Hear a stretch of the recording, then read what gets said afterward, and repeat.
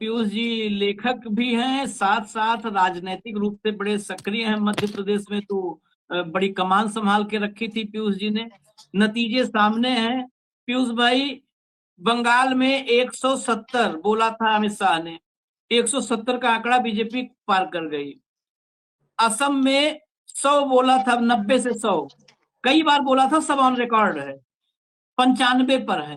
तो आगे क्या जरूरत है चुनाव करने के लिए? अमित शाह से पूछ करके कितनी सीट है उतनी सीट उसको दे दिया जाए भाजपा को और शपथ ग्रहण करवा दिया जाए।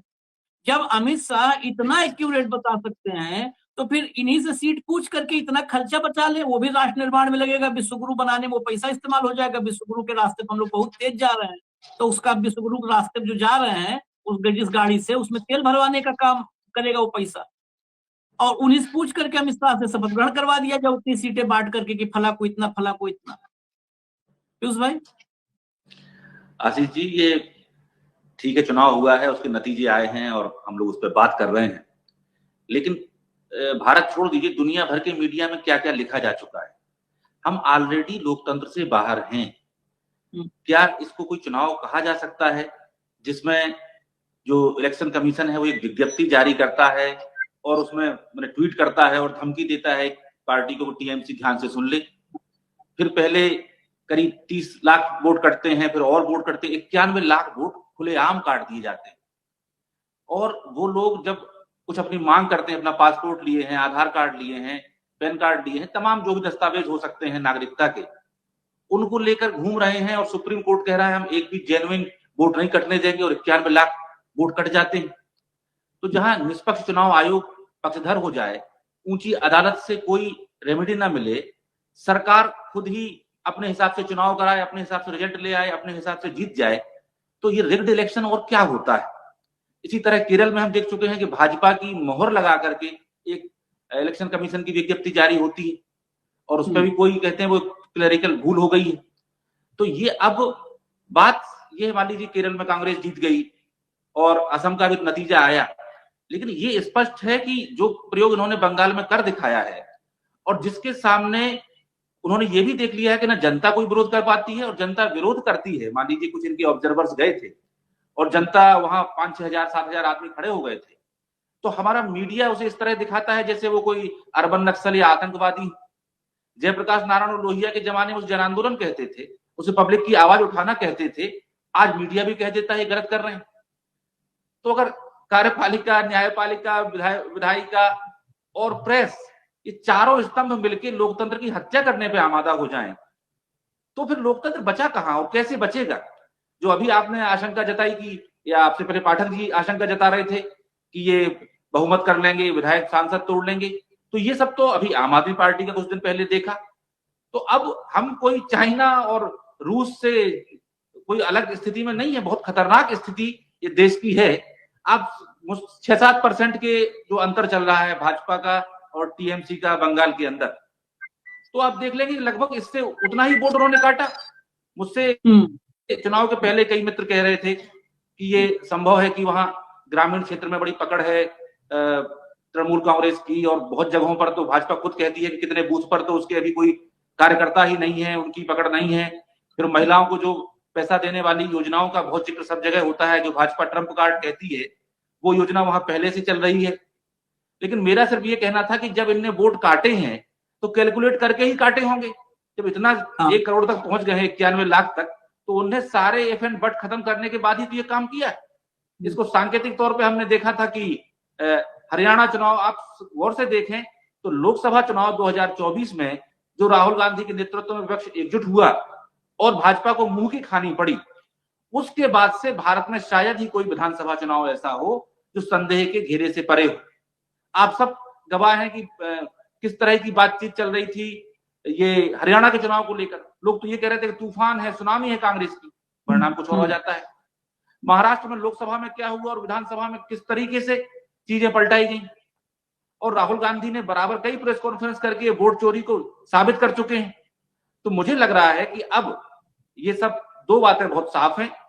एक तो सारे विपक्षी दल जिन्हें किसी भी रूप में सेकुलरिज्म पसंद है, जिन्हें डेमोक्रेसी पसंद है, जिन्हें हिंदुस्तान से प्यार है और जिन्हें अपनी कुछ सत्ता भी चाहिए है, मैं ये नहीं कह रहा हूं कि राजनीतिक दल सत्ता नहीं चाहते हैं, उन्हें अपने कंफ्यूजन छोड़ देने चाहिए, एक साथ आ जाना चाहिए, क्योंकि आज कष्ट होता है कि ममता जी हारी, लेकिन हमने सबने देखा कि जब राष्ट्रपति का चुनाव हो रहा था और ममता जी ने अपना एक प्रत्याशी खड़ा किया, कांग्रेस की पार्टी ने उसे अपनी डोली में बिठाया, पूरे देश में उस प्रत्याशी को घुमाया, हर तरह से उसका समर्थन किया।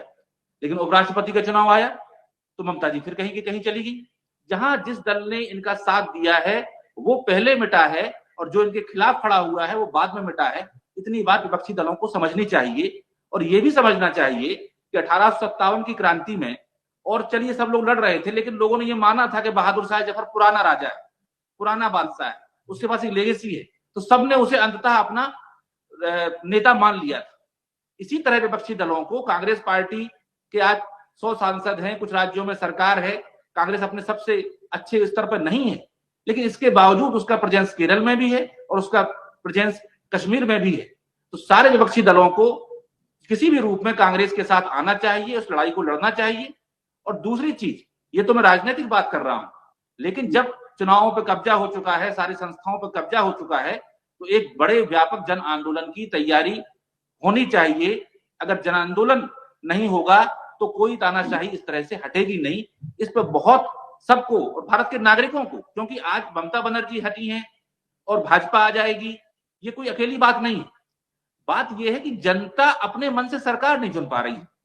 एक ऐसी सरकार केंद्र में बैठ गई है, एक ऐसा निर्वाचन आयोग बैठ गया है जो ये तय कर रहा है कौन जनता है और कौन जनता नहीं है। भारत के संविधान की पहली लाइन है, हम भारत के लोग। अब एक इलेक्शन कमीशन तानाशाह तरीके से ये बताता है कि भारत के लोग कौन है और कौन नहीं। भारत का पासपोर्ट धारक भी भारत का नागरिक नहीं। तो ये पूरी प्रक्रिया सिलसिलेवार तरीके से हम सबका टेस्ट होता जाता है। हम सोचते हैं चलो इतना हो गया, अब नहीं होगा, अब हो गया नहीं होगा, लेकिन ये साफ साफ बता रहे हैं आज जो बंगाल में किया है, कल इन्हें अड़चन आएगी, लोकसभा चुनाव में करेंगे।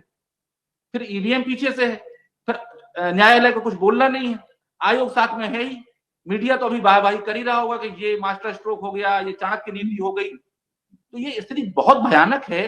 भारत में आजादी के बाद से कोई भी स्थिति ऐसी नहीं आई है। कुछ लोग आपातकाल की चर्चा करते हैं, लेकिन आपातकाल को भूल जाइए, इसलिए भूल जाइए कि आपको ऐसी तस्वीरें मिल जाएंगी कि विपक्ष के बड़े नेता अटल बिहारी वाजपेयी आपातकाल में फिल्म फेयर के अवार्ड बांट रहे हैं। यहाँ कोई फिल्म फेयर के अवार्ड नहीं बांट रहा है, और वो कुल मिला के 18-19 महीने का काम था। और उसके पहले परिस्थिति क्या उत्पन्न हुई थी, देश में कैसे विप्लव में ढकेल दिया गया था, वो भी चर्चा का विषय है। अगर इंदिरा जी को लगाना पड़ा था तो उसके पहले क्या आपात स्थितियां देश में उत्पन्न नहीं हुई थी। इसलिए उसको तो बिल्कुल, जो पढ़े आम जनता से नहीं कह रहा हूं, भाजपा वालों से नहीं कह रहा हूं, लेकिन जो अपने आप को लोग समाजवादी कहते हैं, कुछ लोग वामपंथी कहते हैं, कुछ लोग पढ़ा लिखा कहते हैं, कुछ लोग अम्बेडकरवादी कहते हैं, कुछ लोग महिलावादी कहते हैं, कुछ लोग प्रगतिशील कहते हैं, माने जो जिन लोगों के अंदर हिंदुस्तान को खूबसूरत बनाने की कल्पना है, उन्हें अपने ये कंसेप्ट क्लियर कर लेने चाहिए कि ये भाजपा और कांग्रेस की लड़ाई नहीं है, ये तृणमूल और भाजपा की लड़ाई नहीं है, ये इंडियन डेमोक्रेसी वर्सेस डिक्टेटरशिप की लड़ाई है। ये टोटलिटेरियन सर्वसत्तावादी लोग आ गए हैं जो हमारे घर पर, हमारी जमीन पर, हमारे दिमागों पर, हर चीज पर कब्जा करना चाहते हैं। इनसे बहुत मुकाबला करने की जरूरत है। जी आशीष भाई। पीयूष भाई, आपने बहुत सारी बातें कही। सुबह से कई मेहमान जुड़े, कांग्रेस के भी कई लोग, अतुल लोंडे पाटिल, अनुमा आचार्य मध्य प्रदेश से ही हैं, अनुमा आचार्य भी अभी थी। सबने कहा कि हम लड़ेंगे, हम लड़ेंगे, हम सत्याग्रह, हम गांधी के रास्ते पे चलेंगे, सत्याग्रह करेंगे, हम लड़ेंगे। एक फर्क मैं आपसे ये सवाल कर रहा हूं, किसी और से किया नहीं, क्योंकि बाकी लोग विशुद्ध राजनीतिक लोग थे। आप इतिहास की वजह से हमारा आपका थोड़ा सा अलग फ्रीक्वेंसी मैच करती है, इसलिए मैं पूछता हूँ। बहुत ये सोचने की बात है, राजनीति भी बड़ी सतही, विपक्ष की भी बहुत सतही है। इस पे आपने अच्छा किया कि उस लाइन पे गए। बहुत सतही है, जहां पर विचार शून्यता सी मुझे नजर आती है। एक राहुल को अगर छोड़ दें तो मुझे कोई नजर नहीं आता है, विचार शून्यता है वहां पर।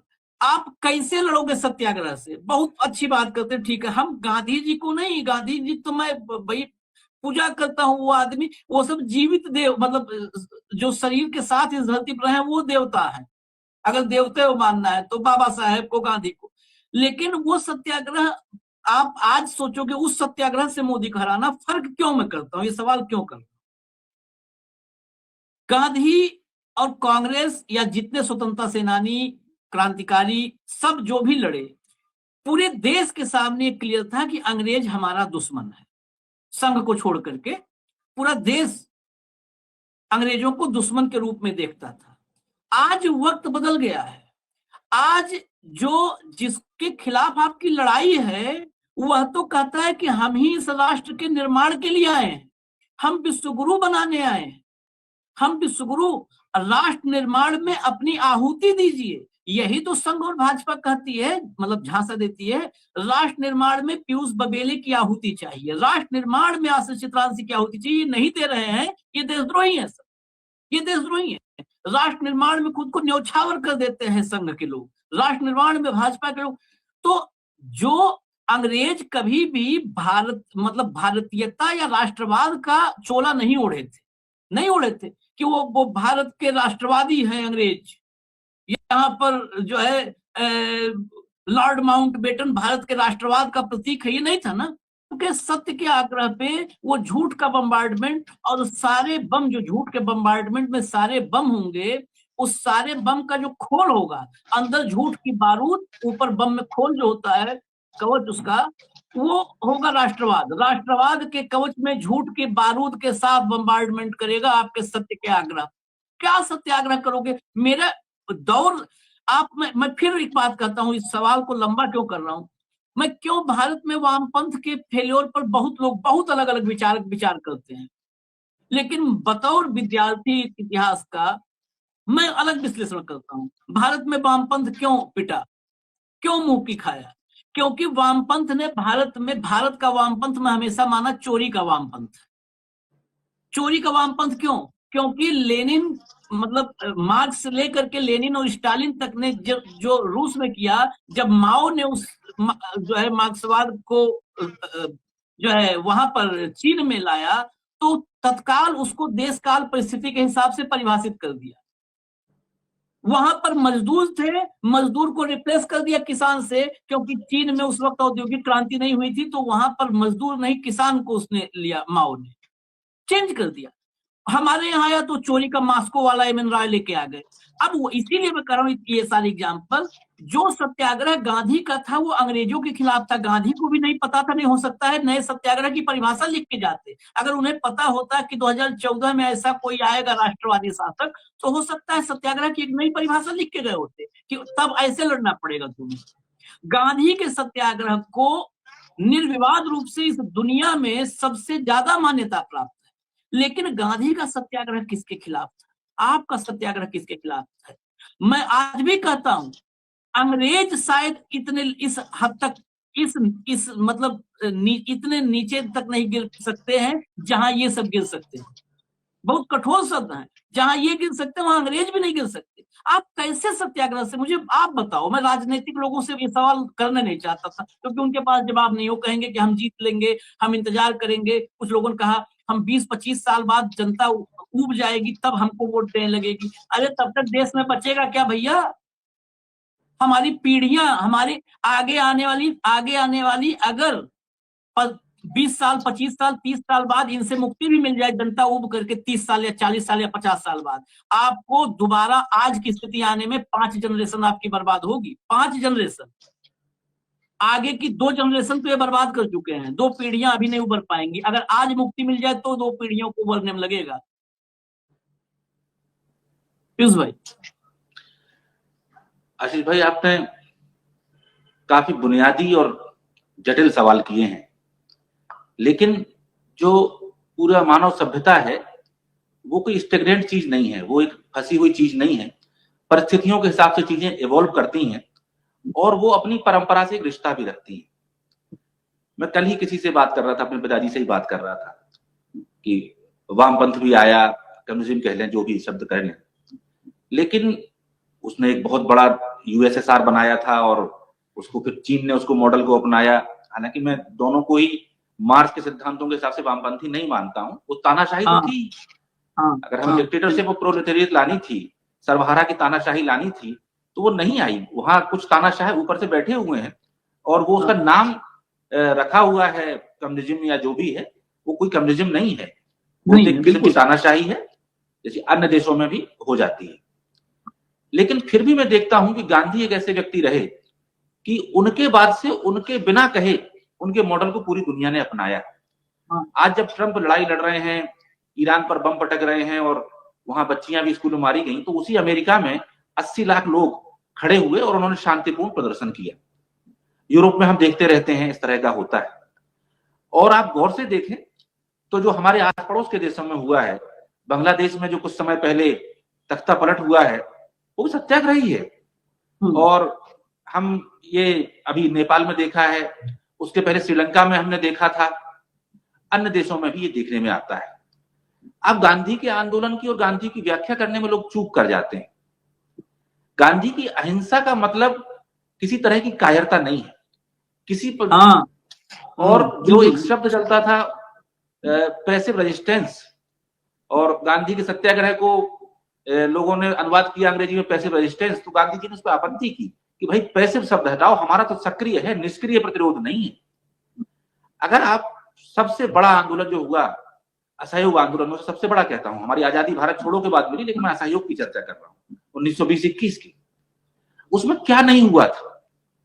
जनता, लाखों लोग अपना कुछ जब आप उन्होंने गांधी ने कैसी भूख जगा दी थी कि आजादी से बड़ा कोई मूल्य नहीं है, आपका जीवन आजादी से बड़ा नहीं है, आपका परिवार आजादी से बड़ा नहीं है, आप घर के सुख वैभव नौकरी में रह रहे हो वो उससे बड़ा नहीं है। तो जब आदमी को ये बेचैनी हो जाती है कि मैं जो जिंदगी जी रहा हूं ये मौत से बदतर है, गुलामी मौत से बदतर है, ये भाव गांधी ने लोगों के अंदर कम्युनिकेट किया था। और बड़े बड़े लोग, आज लोग क्या, ईडी जाती है, छापा मारती है, लोग भाजपा में शामिल हो जाते हैं। इसीलिए गांधी ने दो चीजें की थी। ईडी जाती क्यों है? क्योंकि आपके पास कुछ ना कुछ संपत्ति, कोई ना कोई कारोबार, और भारत का जिस तरह का कानूनी सब हिसाब किताब है, संत से संत आदमी भी व्यापार करे तो थोड़ा बहुत दंड फंद उसे करना पड़ता है, ये व्यवहारिक स्थिति। कोई ना कोई छोटा सा बाबू भी आके उससे कुछ ना कुछ क्लॉज निकाल देगा, वो कागज का पेट भरता रहेगा, अपना काम नहीं कर पाएगा। एक बात कि उसके पास कुछ ना कुछ संपत्ति है, और दूसरा उसे जेल जाने का भय है। इसीलिए गांधी ने दोनों बातों को पलटा। पहले कहा कि अपनी संपत्ति छोड़ दो। मोतीलाल जी ने, नेहरू जी ने अपनी पूरी संपत्ति छोड़ी। देशबंधु चित्तरंजन दास, डॉक्टर राजेंद्र प्रसाद, सुभाष चंद्र बोस, सरदार वल्लभ भाई पटेल, मैं सिर्फ नाम इसलिए नहीं गिना रहा हूं कि नाम हमेशा से महान है, मैं इसलिए गिना रहा हूं कि समझो ये क्यों महान है। इनमें से सबने अपनी वकालतें छोड़ दी, माने आजीविका छोड़ दी, जितनी संपत्ति कमाई थी वो सब छोड़ दी।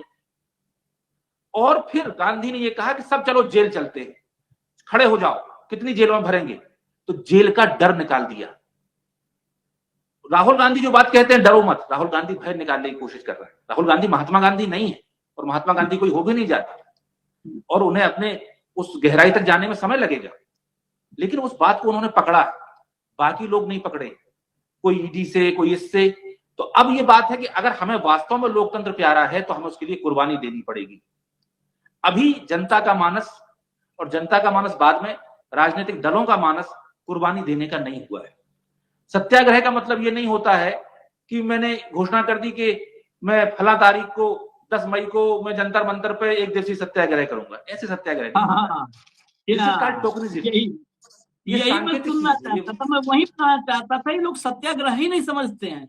असहयोग आपने कहा, मैं बीच में इंटरप्ट कर रहा हूँ खाली एक उसमें जोड़ सप्लीमेंट्री सवाल जोड़ने के लिए। असहयोग आंदोलन, आप असहयोग भी तो नहीं कर पाते हो। असहयोग में बार बार सुबह कह रहा हूँ, हरियाणा में मैं 18-17 दिन था। हरियाणा में गांव में नहीं घुसने दे रहे थे भाजपा को, और भाजपा उन गांव में जीत गई, सबका सब वो कर दी। हरियाणा कांग्रेस हारी, तो वहां पर सबको था कि अच्छा हरियाणा में ये कांग्रेस गलती कर दी, चूक गई, हम जीत लेंगे। उद्धव, शरद पवार, सबको था, एकदम मैं बताऊं सबको था हम जीतेंगे, ये नहीं हम सरवाइव कर जाएंगे पॉलिटिकली। वो हार गए। दिल्ली में केजरीवाल को था, अरे अब केजरीवाल सरवाइव, हमारे वॉलेंटियर है, फलाना है, ये है, वो है, ग्रास रूट लेवल तक हम सरवाइव करेंगे, हम बच जाएंगे। ये सब डूब रहे हैं, हम बच जाएंगे तो हम ही भाजपा के मुकाबले खड़े होंगे। वो भी गया। तेजस्वी को लगा कि चलो सब जगह डूबे, हम बच जाएंगे। ममता को लगा सब, अच्छा ममता का जज्बा भी था, तो ममता, हम लोगों को भी उम्मीद थी, ममता भी गई। अभी भी देखिएगा अखिलेश यादव कहेंगे कि हमारा पीडीए जीतेगा, आप देख लेना नतीजा आ जाएगा, कितने दिन है अब, इसके बाद कोई मुझे संदेह नहीं है, बंगाल के बाद तो कोई संदेह नहीं है। इनमें असहयोग की भी क्षमता नहीं है। असहयोग की, सत्याग्रह में असहयोग बहुत महत्वपूर्ण हिस्सा है। असहयोग, आप घूम फिर के कहाँ जाते हो सकता है मेरी बात से आप भी इत्तेफाक ना रखो, घूम फिर के कहाँ जाते हो? रोज सुबह दोपहर शाम 3 टाइम मनमर्जी का आदेश लेके आता है चुनाव आयोग, आप कहाँ जाते हो? सुबह दोपहर शाम 3 बार जाते हो सुप्रीम कोर्ट, हाई कोर्ट, और सुबह दोपहर शाम 3 बार आप ही फटकार खा के आ जाते। क्यों नहीं कर सकते सहयोग? ऐसे दरवाजे क्यों जाओ जहां पर आप सच लेकर के जाओ और वहां से दुत्कारे जाओ?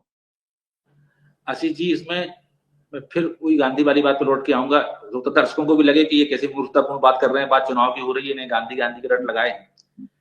लेकिन पहली बात ये है कि ये लोकतंत्र है किसका? ये कांग्रेस का, भाजपा का, सपा का, टीएमसी का नहीं। ये हिंदुस्तान के हम आप जैसे 140 करोड़ लोगों का है।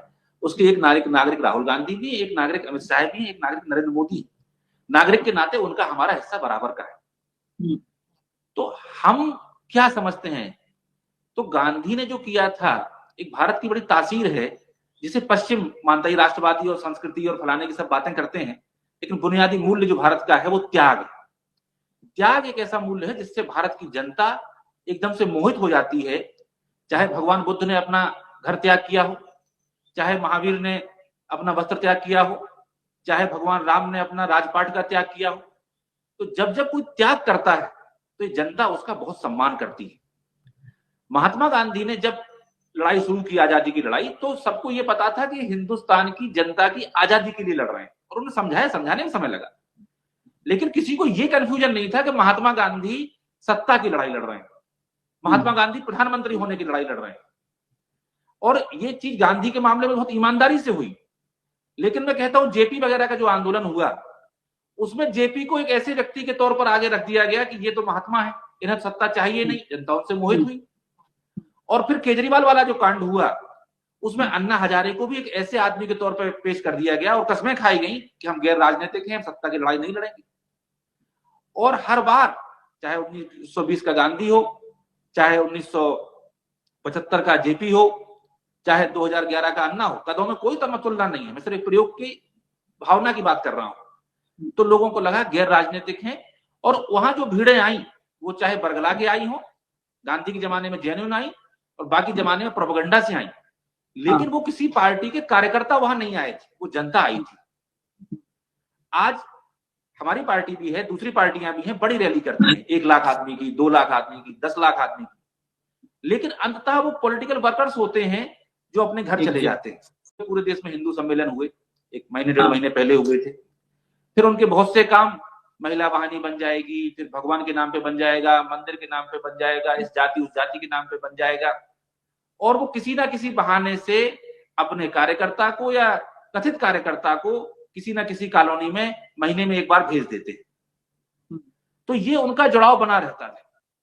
पॉलिटिकल पार्टीज ये मान रही हैं जो अपोजिशन में है, हो सकता है एग्जीक्यूट ना कर पा रही हो, मन में उनके हो, वो ये मानती हैं कि जब चुनाव आएगा हम जनता को सच्चाई बताएंगे, हम ये बताएंगे कि ये झूठ हो रहा है, ये बेईमान हो रही है, लूट हो रही है, क्रॉनिक कैपिटलिज्म चल रहा है, दलित आदिवासी पे अत्याचार हो रहा है, और आप इनके खिलाफ खड़े हुए। दे आर राइट, सैद्धांतिक रूप से उसमें कोई गड़बड़ी नहीं। लेकिन जो व्यवहारिक है कि आदमी भारत का अभी बड़ा अलग, मैं अगर आपके यहाँ रोज आने जाने लगूं और मेरे विचारों में भिन्नता भी हो, तब भी मुझे कोई दिक्कत होगी तो आप कहोगे पीयूष भाई कोई मदद की जरूरत हो तो बताओ। एक पर्सनल रेपो बन जाता है। अभी वो समझता है कि ये 5 साल में या 1 साल में या 2 साल में आते हैं, सिर्फ 1 बार वोट मांगने आते हैं। इस पे भी सोचना पड़ेगा कि हम 1 बार वोट मांगने जाएं या 10 बार उससे मिलने जाएं। बहुत से नेता पॉलिटिकल पार्टीज के, दूसरी पार्टियों के भी शादी, विवाह, त्रयोदशी, अंतिम संस्कार में रेगुलर जाते हैं, कांग्रेस के सब जाते हैं, लेकिन जब वो पहुंचते तो वो इंडिविजुअली पहुंचते हैं, एक तरह से उनका विचार उनके साथ नहीं पहुंचता। लेकिन जब आप भगवा झंडा लेके या जय श्री राम कह के या इस तरह की बात कह के जाते हैं या मुस्लिम घृणा लेके जाते हैं, तो आप अपनी पार्टी की मूड आइडियोलॉजी से उसे इको कर रहे होते हैं। तो जैसे एक दीपक का जलना है, अलग अलग दीपकों को जलना झिलमिल हो सकता है, लेकिन हम झालर में बांध के जब एक साथ जला देते हैं तो लगता है कि शहर जगमग हो गया है। तो इस विचारधारा की अलग अलग दीपकों को बांधने की आवश्यकता है। और जो आपने, तो अब जब देश का 10 लाख भी, ये तो बहुत 140 करोड़ का देश है, लेकिन अगर एक एक शहर में जेन्युइनली विपक्ष या हम आप जैसे लोग 5-5 लाख लोगों को, 1 लाख लोगों को, 10 लाख लोगों को एक साथ अलग अलग जगहों पे इकट्ठा कर सकें, शांतिपूर्वक बैठ जाएं और कहें जब तक हमें न्याय नहीं मिलेगा, जब तक हमारा सुप्रीम कोर्ट हमें ऐसा नहीं लगेगा कि न्याय ही दे रहा है, जब तक हमें ऐसा नहीं लगेगा कि इलेक्शन कमीशन अपना काम ही कर रहा है, तब तक हम यहां से नहीं उठेंगे। कोई उधम नहीं, कोई हिंसा नहीं। जनमत का बहुत बड़ा डर होता है, लेकिन वो जनमत अभी सामने से आ नहीं रहा। अभी वो क्या कह देते हैं मीडिया के माध्यम से कि ये जो आए तो कांग्रेसी हैं, ये तो टीएमसी के हैं, ये तो सपाई हैं, ये तो फला शिवसेना के हैं, तो वो लोग भटक जाते हैं। तो मैं जब जन आंदोलन कह रहा हूं, जब मैं सत्याग्रह कह रहा हूं, तो किसी पार्टी का नहीं है। नेतृत्व कोई ना कोई पार्टी कोई लीडर करेगा, तो उसके बिना होता नहीं है। और जो मैंने पहले आपसे कहा कि अगर कांग्रेस सबसे बड़ी पार्टी है, पूरे देश में उसका प्रेजेंस है, तो उसको स्वीकार करना चाहिए।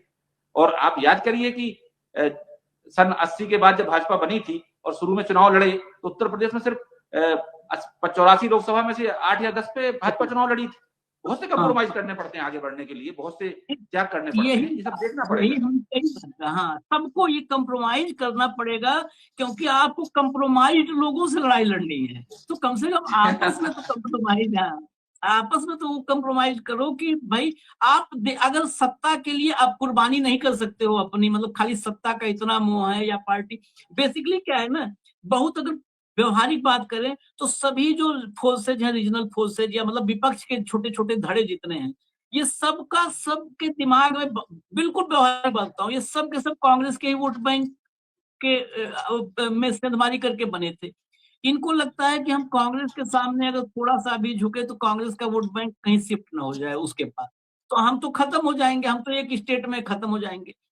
अपना स्वार्थ इतना भारी पड़ जाता है कि अपने स्वार्थ मतलब खुद के सर्वाइवल के लिए, देश रहे न रहे, यहाँ तो उल्टा है, नारे यहाँ जो लगते हैं वो हकीकत नहीं होता। कहते हैं देश रहे हम रहे न रहे, हकीकत ये है कि देश रहे न रहे हम बने रहे, हम बने रहे, देश रहे न रहे, कोई फर्क नहीं है किसी को। अब कहीं कंप्रोमाइज करने के लिए, मतलब आपस में कुर्बानी करने के लिए, कंप्रोमाइज के बाद बजाय कहें कुर्बानी करने के लिए कोई तैयार नहीं है। जनतक बात करते हो, अब जनता को कोई मतलब नहीं है, जनता को ऐसा मानसिक रूप से ऐसी अवस्था में पहुंचा दिया गया है अभी ही 12 साल में। और मैं क्यों कहता हूं, जब ये बात लोग कहते हैं कि 15 साल 20 साल बाद जनता जो है खड़ी होगी, आज ही कुछ लोग, कुछ हमारे साथियों ने कहा कितना दिन, 15-20 साल बाद उठ जाएगी जनता, खड़ी होगी। मैं आपको बताऊं जो है पीयूष भाई, मैं इससे नहीं इत्तेफाक रखता हूँ। 12 साल में इस देश की जनता को उस अवस्था में पहुंचा दिया गया है कि जनता को अब, मतलब कहते ना कि सब दुख सुख ये सब फील करने का विषय होता है, महसूस करने का। अब जनता दुख महसूस ही नहीं कर रही है, दुख नहीं महसूस कर रही। और 15 साल और रह गए ना, ये 10 साल बाद इस देश में जनता जिंदा रहने को ही विकास मानेगी कि हम जीवित हैं, इसका मतलब विकास हो रहा है, जीवित रहने को विकास मानेगी। क्योंकि सत्ता जब इस तरह से निरंकुश होकर के निचोड़ती है ना, तो आदमी को लग रहा है जिंदा है ना यार, बट ठीक है भाई मोदी। आखिर आज ये जनता जो 47 से, जनता के माइंडसेट की बात कर रहा हूँ, आप जाते होंगे, मैं बहुत गांव कस्बे देहात के आदमी से बहुत बात करता हूँ, वो कहते हैं लोग, अरे मोदी आइन, मोदी है तो 5 किलो राशन देहिन, मोदी नहीं रहे कहाँ 5 किलो राशन, मोदी देहिन ना 5 किलो राशन, मोदी नहीं रहे 5 किलो राशन के लिए। मतलब 12 साल में यहां पहुंचा दिया कि 5 किलो राशन को ही वो शासन मानने लगे। 5 किलो राशन, हमारे घर में 5 किलो राशन के दे, मैं आम आदमी सुना हूं, मैं लोगों से बात करते, मोदी देहिन ना 5 किलो राशन तो देहिन, तो 5 किलो राशन को आज वो शासन मान रहा है। यही हालात, यही और इस दिमाग पर ऐसे ही हिट होता रहेगा, हालात यही रहेंगे तो 10 साल हो सकता है, मैं ज्यादा कह रहा हूं, आदमी कहने लगे अरे जिंदा है ना, मोदी है तो जिंदा है। लोगों ने कोविड में क्या कहा था, फिर मैं मनोविज्ञान पे जा रहा हूं, मनोविज्ञान ही सब विज्ञान की जननी है। क्या कोविड में कहा लोगों ने, इस देश में क्या नैरेटिव बना, अल्टीमेट नैरेटिव की बात कर रहा हूं, कांग्रेस ने, सब ने बहुत बताया सच, लेकिन अल्टीमेटली आज भी पता है लोग क्या कहते हैं, अरे मोदी रहीन तो इतना कम लोग मरीन, मोदी नहीं रहता तब सोचो। ये ऐसी भावना है जिसका कोई तर्क से काट नहीं कर सकता।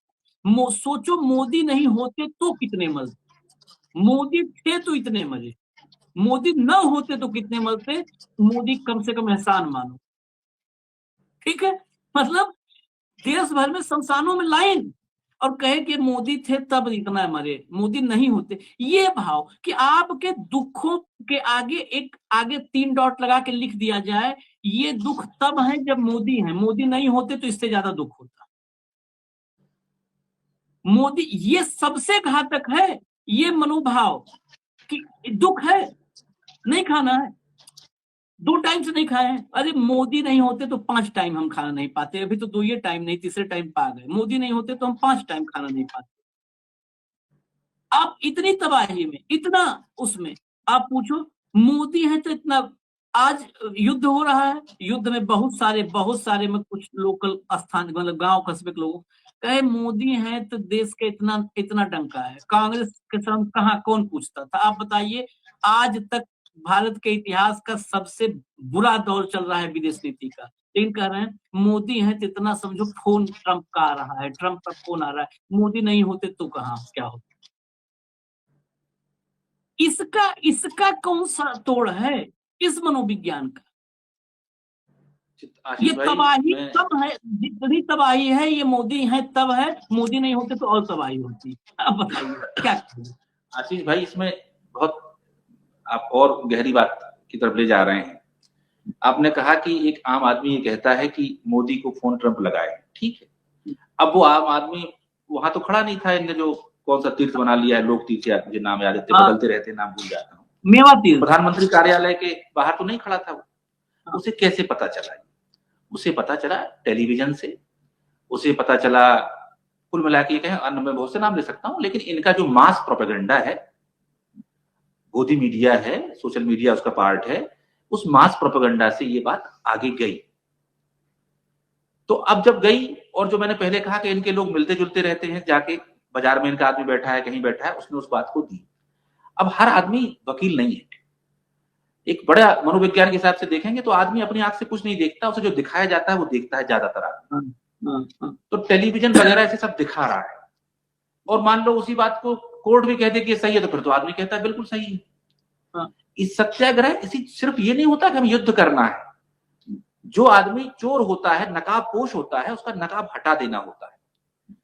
भाई संवाद जब शुरू होगा, क्योंकि यही आदमी, ये, और अब बात सिर्फ आदमी की नहीं है, अगर इतना सब होता, अगर इनका प्रोपेगेंडा कामयाब होता, सब लोग यही कहते कि मोदी है तो हम जिंदा हैं, मोदी है तो ये हो रहा है, अगर लोग इतने इनकी ग्रिप में होते तो इन्हें 93 लाख वोटर काटने नहीं पड़ते बंगाल में।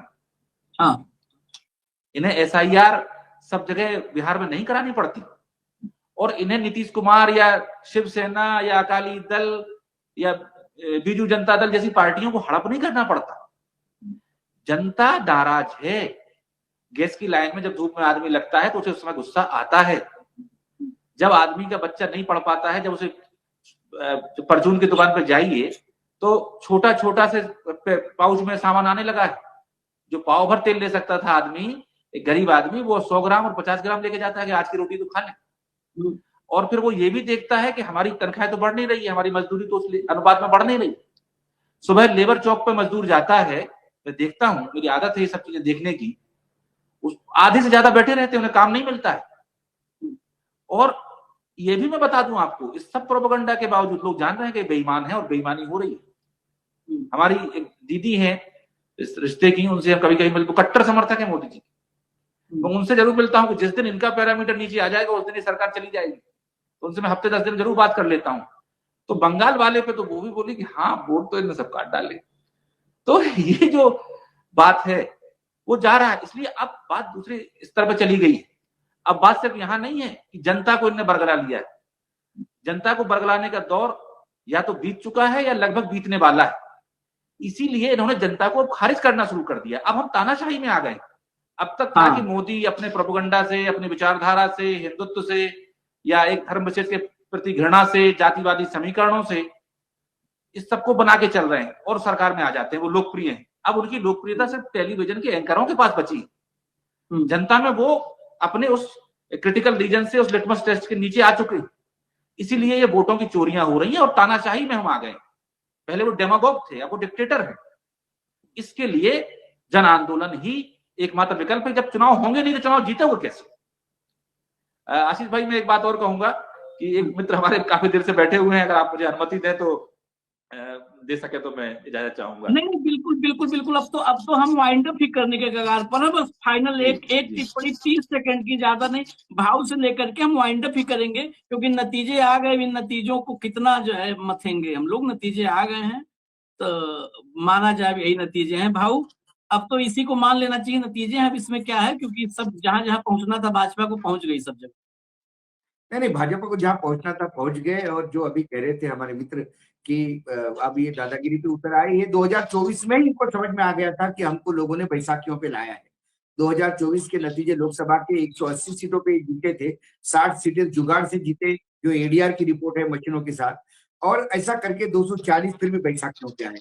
उस दिन ही भाजपा के नेतृत्व ने यह तय किया था कि अब जनता हमको चुनाव नहीं जीतवा, जनता हमको जान चुकी है, अब हमें चुनाव जितवाने के लिए नया मॉडल खड़ा करना पड़ेगा।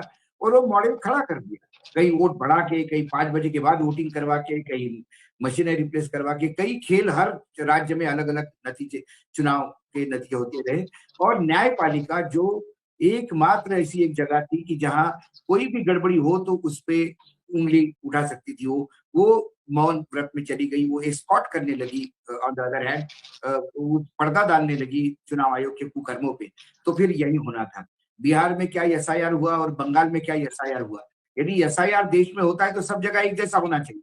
बंगाल में एसआईआर डिफरेंट क्यों हुआ, अलग क्यों हुआ? नई कैटेगरी मतदाताओं की कैसी हो गई कि आप मतदाता सूची में है लेकिन वोट नहीं डाल सकते। आज 30 लाख तक वोट मतदाता वोट से वंचित है, नहीं डाल पाए वोट। और ममता का और बीजेपी का जो अभी शेयर वोट जो मार्केट में आ रहा है वो 6% का गैप। क्या ये 6% वोटर वो है जो हटाया गया? ऐसे कई सवाल उठेंगे अभी। कितने टाइप के ऑब्जर्वर भेजे थे या गुंडे भेजे थे, सवाल वो है। और हर चीज की सुनवाई सुप्रीम कोर्ट क्यों नहीं कर रहा था? और ऐसे ही चुनाव चलते रहे और ऐसे ही चुनाव होने हैं तो उसके बाद तो कोई मतलब ही नहीं है। चुनाव के मतलब क्या रह गए? और रहा जन आंदोलन होगा ही देश में। मुझे तो लगता था पहले की क्रांतियां होती है, लेकिन मैं आशीष जी के साथ बिल्कुल मैं इस बारे में मैं मानता हूं कि आशीष जी का आकलन सही है। जयप्रकाश नारायण का भी जन आंदोलन नहीं था, वो तो सत्ता परिवर्तन की एक प्रयास था। सत्ता परिवर्तन हो गया लेकिन आंदोलन, जनता में क्रांति हुई नहीं। फिर वापस इंदिरा गांधी को उनको लाना पड़ा वापस, क्यों? वही आपके पास चॉइस होता है। तो कहीं ना कहीं अब हम यदि 500 प्लस आ गए 2029 में और संविधान ही बदल दिया और ये कह दिया कि अभी हाल चुनाव तो हम जीत ही रहे तो 20 साल तक चुनाव पे खर्चा क्यों करें, अब 20 साल तक यही सत्ता में लोग रहेंगे, क्या उसका अल्टरनेट है? क्या उस कानून को, संविधान में किए हुए बदलाव को सर्वोच्च न्यायालय रद्द करेगा? सर्वोच्च न्यायालय भी कहेगा कि देश को पैसा चाहिए भैया प्रगति के लिए, बहुत लोग गरीब है देश में, उनके उत्थान के लिए पैसा चाहिए, इसलिए चुनाव नहीं होने चाहिए। हो गया, खत्म। हाँ, और इस मोर्चे में जा रहे हैं, मुहर लगाएगा। हाँ, ये सुप्रीम कोर्ट तो मुहर लगा देगा, बिल्कुल ठीक बिल्कुल है। मोहर लगा देगा सुप्रीम कोर्ट। ये उम्मीद तो नहीं है, लेकिन अब कोई उम्मीद नहीं है, लेकिन मतलब ना उम्मीद भी नहीं हुआ जा सकता है। सुप्रीम कोर्ट ने ये सवाल उठाया था कि चुनाव आयोग निष्पक्ष कैसा हो सकता है कि यहाँ वहां आयुक्तों की यदि नियुक्ति आप करोगे तो, इसलिए नई व्यवस्था दी थी। उस व्यवस्था को जूता मारते हुए इन्होंने एक कानून पास कर दिया। उस कानून के खिलाफ बोलने की अभी तक हिम्मत नहीं हो रही सर्वोच्च न्यायालय को। तो आप समझ जाइए, 2023 से पिटीशन पड़ा हुआ है, जो है चुनाव आयुक्त, मुख्य चुनाव आयुक्त और चुनाव आयुक्तों की नियुक्ति वाला जो कानून है उस पर, लेकिन आज तक वो बस पड़े हैं सुप्रीम कोर्ट में। उस पर सीजीआई आ रहे हैं, जा रहे हैं, बदल रहे हैं, लेकिन कोई उसको सुनवाई नहीं कर रहा। चलिए इजाजत दीजिए, अब कार्यक्रम वाइंड अप करें। सुबह से हम लोग भी लगे हुए थे लोकतंत्र के विजय के इंतजार में। अब लोकतंत्र जीत ही गया है तो अब हम लोग की क्या जरूरत है, जीत ही गया नहीं, लोकतंत्र। अब जो जीत गया उसको लोकतंत्र कहना पड़ेगा। हाँ, लोकतंत्र नाम की परिभाषा नहीं मोदी होगी। जी का नाम ही नरेंद्र मोदी उर्फ लोकतंत्र कर देते हैं। यही लोकतंत्र कहते हैं। लोकतंत्र का मैं बहुत बड़ा हूँ, लोकतंत्र के पुजारी, संविधान के पुजारी, इतना बड़ा पुजारी कि जिसने एकदम हवन ही कर दिया, एकदम हवन कर दिया, हवन कर दिया। धन्यवाद पीयूष भाई, बहुत बहुत धन्यवाद। पीयूष भाई जुड़ते हैं तो थोड़ा इतिहास और इसकी हाँ। बातें होती हैं, हम लोग तो राजनीति से अलग थोड़ा और एकेडमिक बातें होती है। हाँ तो बड़ा आनंद आता है मुझे भी। धन्यवाद, धन्यवाद बाबू, बहुत बहुत धन्यवाद।